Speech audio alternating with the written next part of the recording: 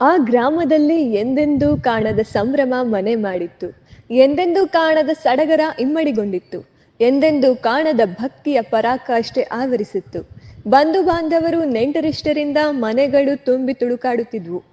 ಮನೆ ಮುಂದೆ ರಂಗೋಲಿ, ದೇವಸ್ಥಾನದ ಪ್ರಾಂಗಣದಲ್ಲಿ ಚಪ್ಪರ, ಊರಿನ ತುಂಬೆಲ್ಲ ಜಗಮಗಿಸೋ ಲೈಟ್ಸ್. ಅಬ್ಬಾ, ನೋಡೋದಕ್ಕೆ ಎರಡು ಕಣ್ ಸಾಲ್ದಾಗಿತ್ತು. ಎತ್ತ ನೋಡಿದ್ರು ಜನವೋ ಜನ. ಅಂದ್ಹಾಗೆ ಈ ಸಂಭ್ರಮಕ್ಕೆ, ಈ ಸಂತೋಷಕ್ಕೆ, ಈ ಭಕ್ತಿ ಪರಾಕಾಷ್ಠೆಗೆ ವೇದಿಕೆ ಆಗಿದ್ದು ಶ್ರೀ ಕಾಳಮ್ಮ ದೇವಿ ಜಾತ್ರಾ ಮಹೋತ್ಸವ.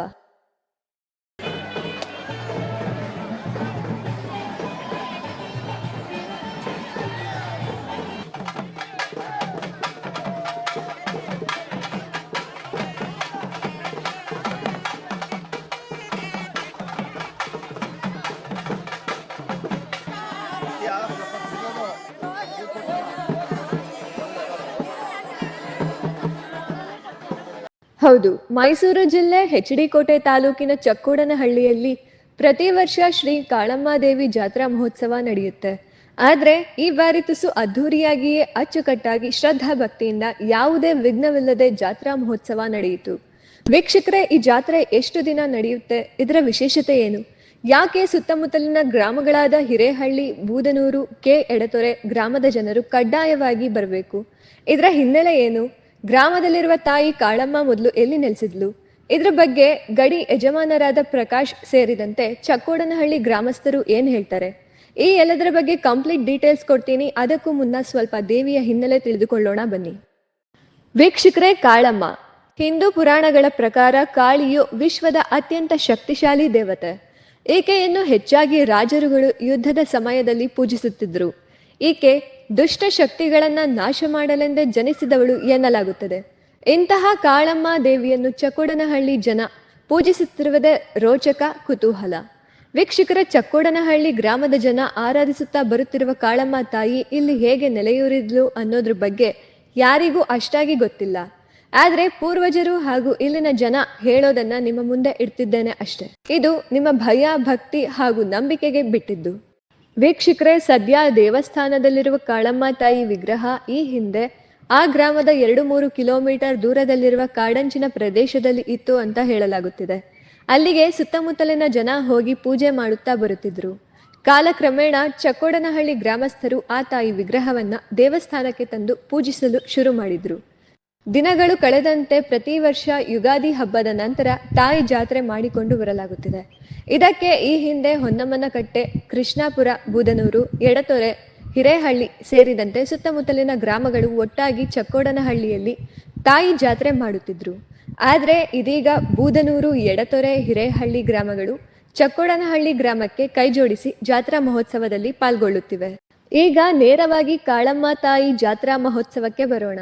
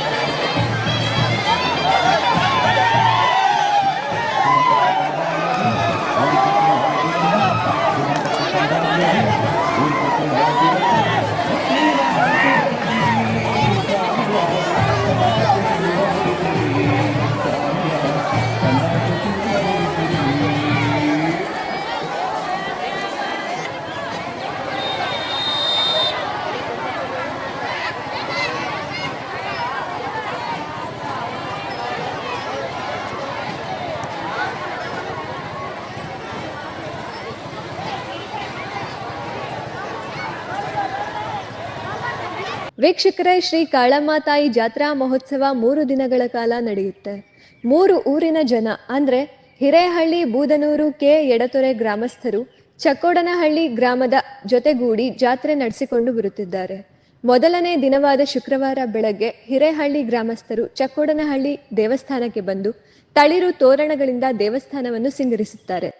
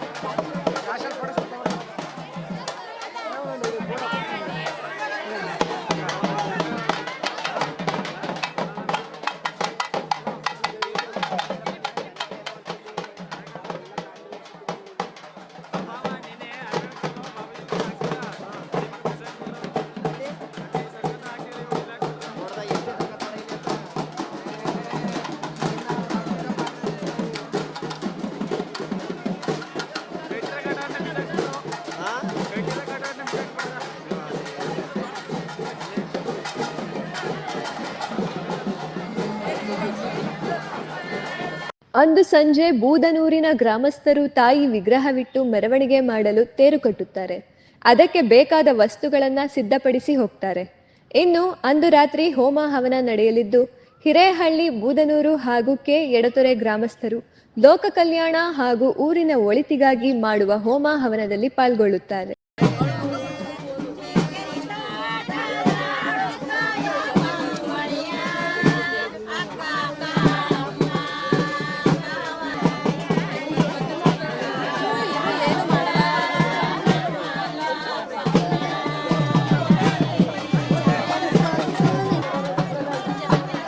ಎಷ್ಟು ಜನ ಇದ್ದಾರೆ? 100 ಜನ ಇದ್ದಾರೆ.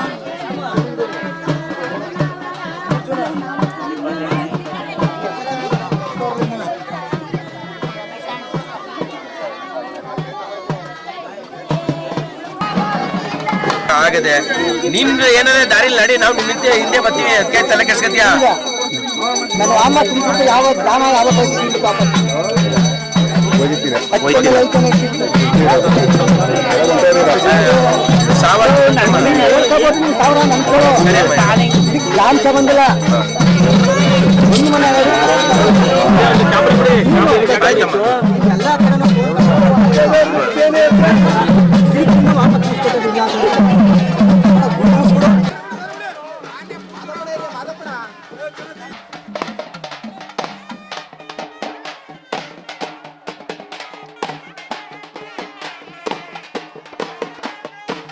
ಇನ್ನು ಮಾರನೇ ದಿನ ತಾಯಿ ವಿಗ್ರಹವನ್ನ ಕೆರೆಗೆ ತೆಗೆದುಕೊಂಡು ಹೋಗಿ ಪೂಜೆ ಮಾಡಲಾಗುತ್ತದೆ.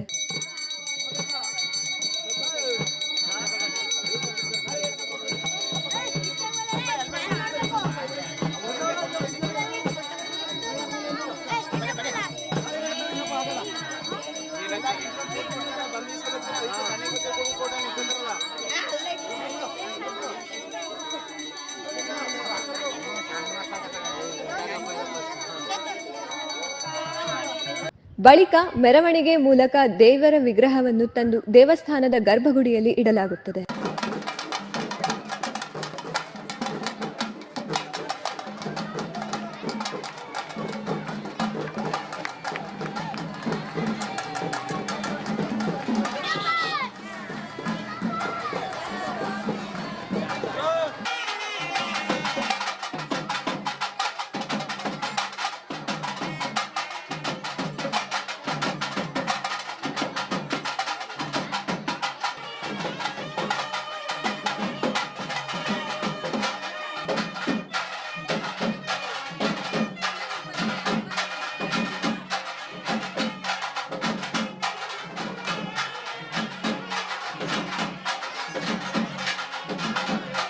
ಇನ್ನು ಶನಿವಾರ ರಾತ್ರಿ 8-9 ಗಂಟೆಗೆ ಹಿರೇಹಳ್ಳಿ, ಬೂದನೂರು ಹಾಗೂ ಕೆ ಎಡತೊರೆ ಗ್ರಾಮದ ಮಹಿಳೆಯರು ತಂಬಿಟ್ಟು ಹೊತ್ತುಕೊಂಡು ಚಕ್ಕೋಡನಹಳ್ಳಿ ಗ್ರಾಮದ ದೇವಸ್ಥಾನದ ಮುಂದೆ ಜಮಾಯಿಸುತ್ತಾರೆ. ಆಗಲೇ ಹಬ್ಬಕ್ಕೆ ಒಂದು ಮೆರುಗು ಬರೋದು, ಉತ್ಸವ ನೋಡೋದಕ್ಕೆ ಉತ್ಸಾಹ ಬರೋದು.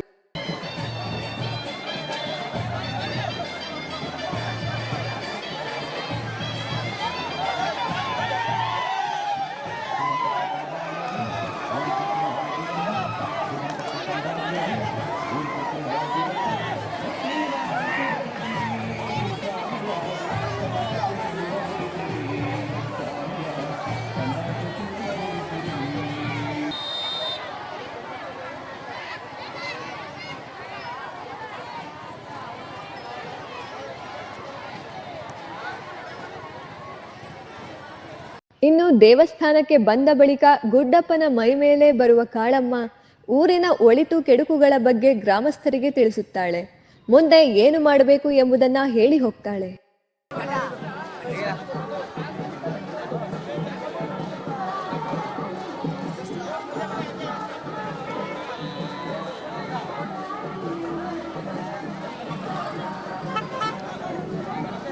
ತಾಯಿಯ ಈ ವೈಭವವನ್ನು ಕಣ್ಣು ತುಂಬಿಕೊಳ್ಳಲು ಸುತ್ತಮುತ್ತಲಿನ ಜನ ಸಹಸ್ರೋಪಾದಿಯಲ್ಲಿ ಹರಿದು ಬರುತ್ತಾರೆ.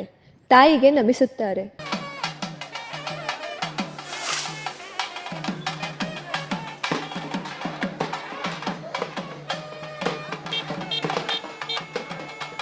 ಮಧ್ಯಾಹ್ನ ಅನ್ನ ಸಂತರ್ಪಣೆ ಏರ್ಪಡಿಸಲಾಗುತ್ತದೆ. ಈ ತಾಯಿ ಮಹೋತ್ಸವ ಇಷ್ಟೊಂದು ಅದ್ಧೂರಿಯಾಗಿ ಯಾವುದೇ ವಿಘ್ನ ಇಲ್ಲದೆ ನಡೆಯಲು ಪ್ರಮುಖ ಕಾರಣ ಒಗ್ಗಟ್ಟು. 4 ಹಳ್ಳಿಗಳ ನಡುವೆ ಇರುವ ಹೊಂದಾಣಿಕೆ. ಇದಕ್ಕೆ ಸೇತುವೆಯಾಗಿರುವ ಗಡಿ ಯಜಮಾನರಾದ ಪ್ರಕಾಶ್ ಪುಟ್ಟಸ್ವಾಮಿ, ಬೂದನೂರು ವೆಂಕಟೇಶ್ ಮಹಾದೇವ್, ಚಕ್ಕೋಡನಹಳ್ಳಿ ಗ್ರಾಮದ ಯಜಮಾನರಾದ ಮಾದಣ್ಣ ಯಲ್ಲಪ್ಪ, ಹಿರೇಹಳ್ಳಿ ಯಜಮಾನರಾದ ನಿಂಗರಾಜ್ ದೇವರಾಜ್, ಕೆ ಎಡತೊರೆ ಯಜಮಾನರು ಗ್ರಾಮಸ್ಥರು.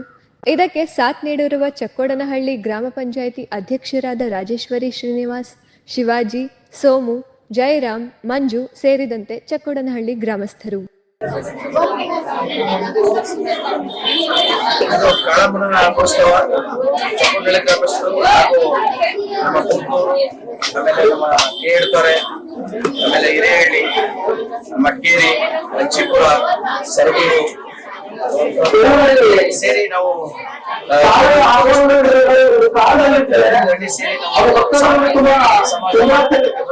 ಕಾಳಮ್ಮನ ಇತಿಹಾಸ ಇದೆ. ಪೂರ್ವದಿಂದ ಮಾಡ್ಕೊಂಡು ಬಂದಿರ್ತಕ್ಕಂಥದ್ದು, ತಾತ ಮುತ್ತಾತದಿಂದ ಮಾಡ್ಕೊಂಡು ಬಂದಿರ್ತಕ್ಕಂಥದ್ದು, ಈಗೂ ಕೂಡ ವಿಜೃಂಭಣೆಯಿಂದ ಮಾಡ್ತಕ್ಕಂಥದ್ದು ಅದಕ್ಕೆ ನಮ್ಮ ಇಲ್ಲಿ ಎಲ್ಲ ಅಕ್ಕಪಕ್ಕದ ಗ್ರಾಮಸ್ಥರು ಹಾಗೂ ಹಳ್ಳಿಮಾಡದವರೆಲ್ಲರೂ ಕೂಡ ತುಂಬಾ ಸಹಕಾರ ಯಶಸ್ಸು ಮಾಡಿದ್ದಾರೆ.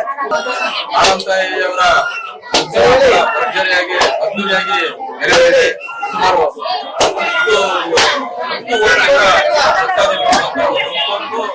ಸಮೇತ ಒಂದು ಉತ್ಸವ ಇವತ್ತು ಏನ್ ಮಂಗಳಾರತಿ ಕಾರ್ಯಕ್ರಮ, ತಪ್ಪಿನ ಮಂಗಳಾರತಿ ಕಾರ್ಯಕ್ರಮ ಈಗ ಆಗಿದೆ.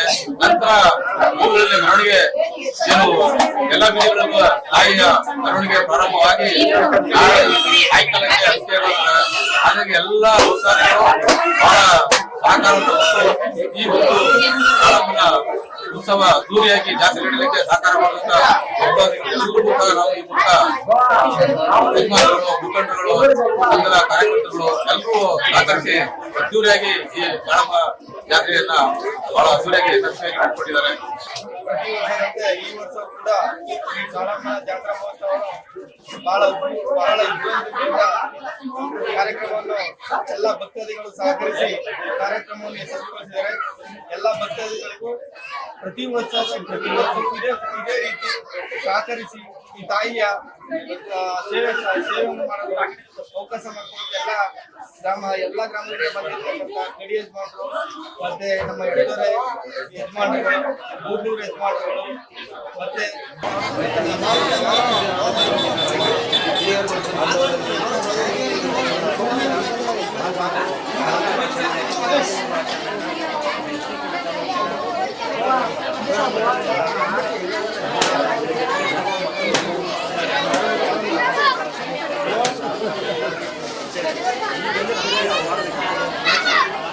ಭಾನುವಾರ ಬೆಳಗ್ಗೆ ಮೆರವಣಿಗೆ ಬಳಿಕ ಸಂಜೆ ಕಾಳಮ್ಮ ತಾಯಿ ದೇವರ ವಿಗ್ರಹ ತೆಗೆದುಕೊಂಡು ಹೋಗಿ ಮೆರವಣಿಗೆ ಮಾಡಲಾಗುತ್ತದೆ. ಅಂದು ರಾತ್ರಿ 9 ಗಂಟೆ ಬಳಿಕ ಚಕ್ಕೋಡನಹಳ್ಳಿಯಲ್ಲಿ ಪಲ್ಲಕ್ಕಿ ಉತ್ಸವ ನಡೆಯುತ್ತೆ. ರಾತ್ರಿ ವೇಳೆ ತಾಯಿ ವೈಭೋಗವನ್ನು ಕಣ್ಣು ತುಂಬಿಕೊಳ್ಳುವುದೇ ಚಂದ.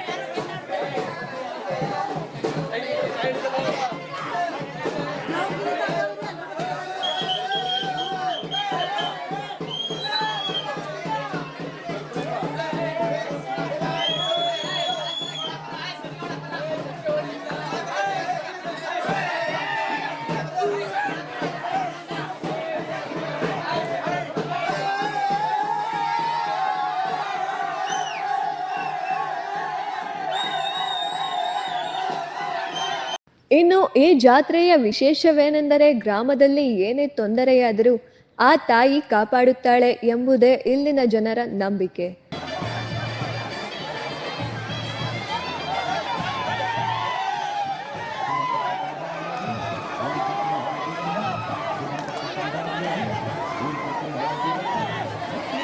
HD ಕೋಟೆಯಿಂದ ವಿಡಿಯೋ ಜರ್ನಲಿಸ್ಟ್ ಮಹೇಶ್ ಜೊತೆ ಶ್ರೀಕಂಠ, ಇಂಡಿಯಾ ಫಸ್ಟ್, ನಿರ್ಭೀತಿಯಿಂದ ನಿಮಗಾಗಿ. ಇಂತಹ ನೈಜ, ಇಂಟ್ರೆಸ್ಟಿಂಗ್ ಹಾಗೂ ಕ್ಯೂರಿಯಾಸಿಟಿ ಸುದ್ದಿಗಳು ನಿಮಗೆ ಸಿಗಬೇಕು ಅಂದ್ರೆ ಇಂಡಿಯಾ ಫಸ್ಟ್ ಟಿವಿ ಸಬ್ಸ್ಕ್ರೈಬ್ ಮಾಡಿ. ಒಂದು ಲೈಕ್ ಕೊಟ್ಟು ವಿಡಿಯೋ ಶೇರ್ ಮಾಡುವ ಮೂಲಕ ನಮ್ಮನ್ನು ಮತ್ತಷ್ಟು ಪ್ರೋತ್ಸಾಹಿಸಿ. ಇಂಡಿಯಾ ಫಸ್ಟ್, ನಿರ್ಭೀತಿಯಿಂದ ನಿಮಗಾಗಿ.